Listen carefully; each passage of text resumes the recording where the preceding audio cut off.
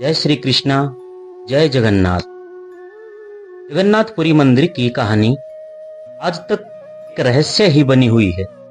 जगन्नाथ धाम को चार धामों में सबसे महत्वपूर्ण माना जाता है। कहा जाता है यहाँ भगवान कृष्ण आज भी जीवित रूप में अपने भक्तों के साथ रहते हैं। जगन्नाथ की कहानी में तमाम ऐसी विशेषताएं हैं जो इसे हिंदुओं के प्रमुख तीर्थ स्थल के रूप में सबसे अलग बनाती हैं। महाभारत के अंत में गांधारी को अपने पुत्रों की मृत्यु के कारण भारी क्षति और पीड़ा का सामना करना पड़ा था। उनका मानना था कि भगवान कृष्ण अपनी दिव्य शक्तियों से युद्ध को रोक सकते थे, लेकिन उन्होंने ऐसा नहीं किया। इसलिए उन्होंने भगवान श्री कृष्ण को श्राप दे दिया। श्राप देने के बाद कहने लगी, उनके यदुवंश को एक दूसरे को मारकर मर जाएंगे और द्वारिका समुद्र में डूब जाएगी। समय बीतता गया, गांधारी का श्राप लगने लगा कि यदुवंश के बीच विवाद पैदा हो गया। उन्होंने एक दूसरे को मारना शुरू कर दिया। इसके कारण द्वारिका का विनाश हो गया। द्वारिका नगरी समुद्र में समा गई।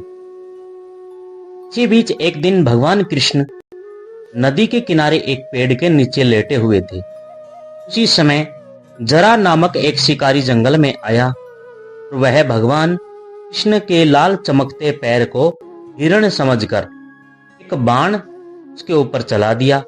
जब उसने देखा कि उसका बाण स्वयं भगवान कृष्ण जी के पैर में घुस गया है, तो उसे बहुत दुख हुआ और पश्चाताप भी हुआ। अपनी गलती का एहसास होते हुए उसने बोला, हे भगवान, मुझे क्षमा कर दें। मुझसे अनजाने में बहुत बड़ा पाप हुआ है। इस पाप के लिए तो मृत्यु दंड भी कम है।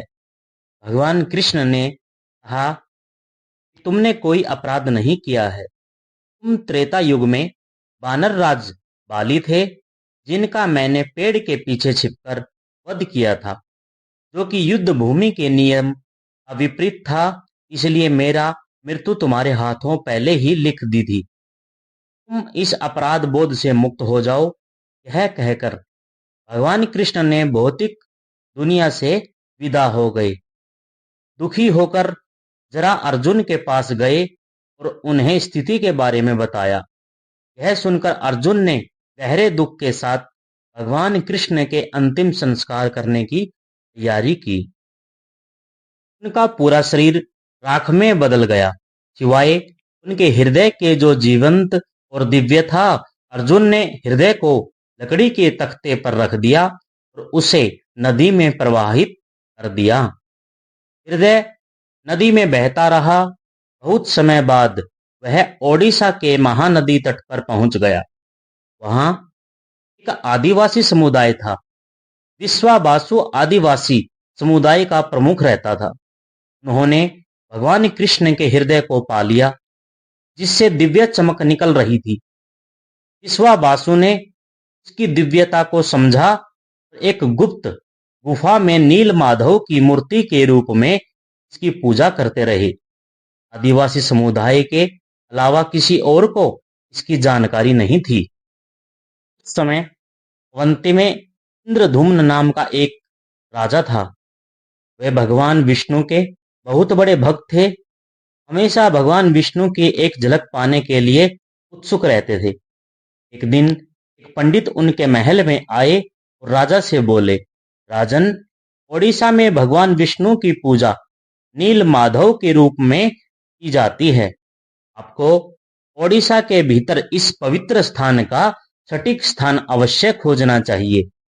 राजा इंद्रधुम्न बहुत प्रसन्न हुए।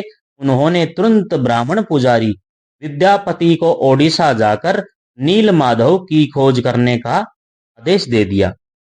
राजा के आदेश का पालन करते हुए विद्यापति ओडिशा की यात्रा पर निकल पड़े। एक लंबी और कठिन यात्रा के बाद ओडिशा पहुंचने पर विद्यापति को गुप्त स्रोतों से पता चला कि आदिवासी समुदाय के नेता एक छिपी हुई गुफा के अंदर नील माधव की पूजा करते हैं। विद्यापति सबर द्वीप में महानदी के तट पर पहुंचे। विद्यापति ने विश्वावासु से कहा, महाशय, कृपया मुझे दिव्य पूजा का स्थान दिखाइए। मैं यहाँ बहुत विश्वास के साथ आया हूँ। तब विश्वावासु ने कहा, मुझे माफ करो, मैं तुम्हें उस स्थान पर नहीं ले जा सकता। तो विद्यापति ने सोचा, अब मैं क्या करूं? यदि मैं इस प्रकार लौट गया तो राजा को क्या उत्तर दूंगा? विद्यापति ने उसी गांव में रहने लगा। कुछ ही दिनों में उन्हें विश्वावासु की बेटी ललिता से प्रेम हो गया और उनसे शादी कर ली। विवाह के कुछ दिन बाद विद्यापति ने अपनी पत्नी से कहा, ललिता, क्या आप अपने पिता से हमें नीलमाधव की एक झलक दिखाने का अनुरोध कर सकती हो? आपके पिता आपके अनुरोध को अस्वीकार नहीं करेंगे। ठीक है, मैं निश्चित प्रयास करूंगी। मुझे अपने पिता से बात करने दो। ललिता अपने पिता से बात करती है। ठीक है, लेकिन मेरी एक शर्त है। विद्यापति अपनी आंखों पर पट्टी बांधकर जाएंगे। विद्यापति ने शर्त मान ली, लेकिन विद्यापति ने चतुराई से कुछ सरसों के बीज अपने साथ ले जाते हैं। रास्ते में छिपी हुई गुफा का रास्ता याद रखने के लिए सरसों के बीज को गिराते हुए जाने लगे। गुफा में पहुंचकर विद्यापति ने नीलमाधव का दिव्य छवि देखी और मंत्रमुग्ध हो गए।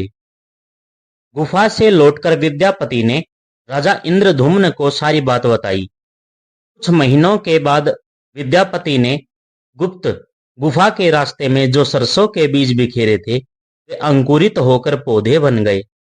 राजा विद्यापति के साथ सरसों के पौधों के पीछे पीछे नीलमाधव की दिव्य मूर्ति देखने के लिए गए। गुफा पर पहुंचने पर उन्हें वहां कुछ नहीं मिला। नीलमाधव गायब हो गए थे। निराश होकर राजा इंद्रद्युम्न महल में लौट आए। उस रात भगवान विष्णु उनके सपने में आए और बोले, इस संसार में मैं तुम्हें नीलमाधव के रूप में दर्शन नहीं दे पाऊंगा। तुम पूरी सागर तट के पास जाओ, वहां एक लकड़ी का लट्ठा तैरता हुआ आएगा। मैं एक बहुत बड़े सुगंधित लाल रंग के लकड़ी के लट्ठे के रूप में प्रकट होऊंगा। उस लकड़ी के लट्ठे में सर्वत्र शंख, चक्र, गदा और पद्म के चिन्ह दिखाई देंगे। उस लट्ठे को बाहर लाओ और उससे 3 मूर्तियां बनाओ।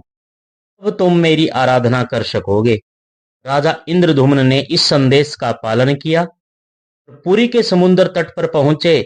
वहां उन्हें वास्तव में एक तैरता हुआ लकड़ी का लट्ठा मिला, लेकिन राजा के सेवकों के अनगिनत प्रयासों के बावजूद कोई भी लकड़ी के लट्ठे को नहीं उठा सका।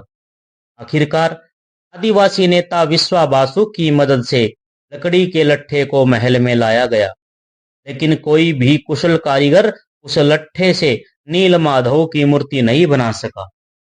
हे राजन, यह लकड़ी इतनी मजबूत है कि इस पर हमारे किसी भी हथौड़े और छेनी का कोई असर नहीं होता है। हमें माफ करें, यह काम हम नहीं कर सकते।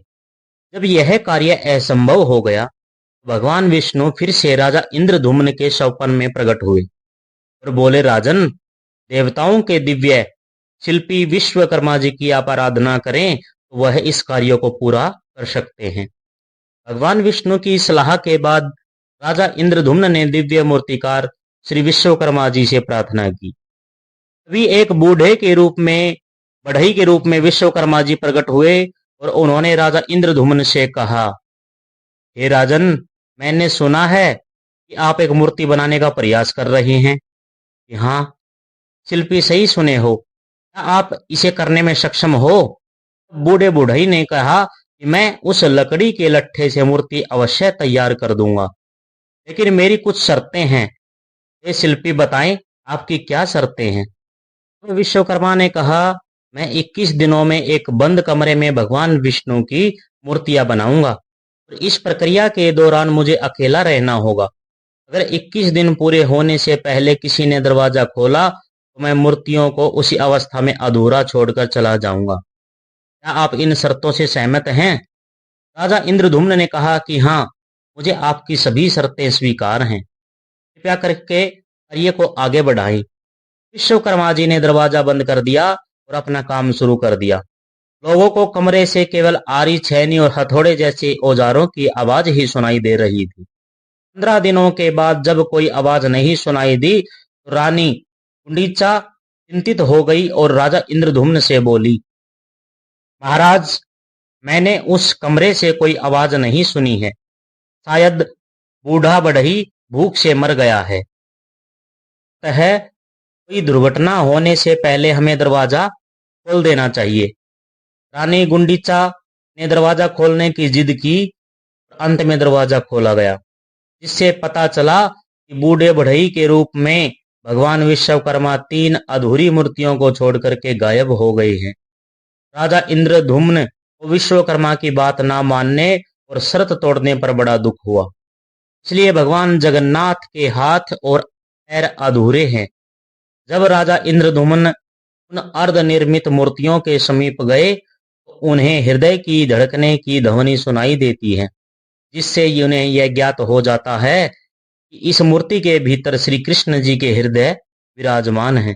राजा इंद्रधुम्न ने उन मूर्तियों को स्थापित किया, जिन्हें आज भगवान जगन्नाथ, श्री बलराम जी और देवी सुभद्रा के नाम से जाना जाता है। जय श्री कृष्णा, जय जगन्नाथ।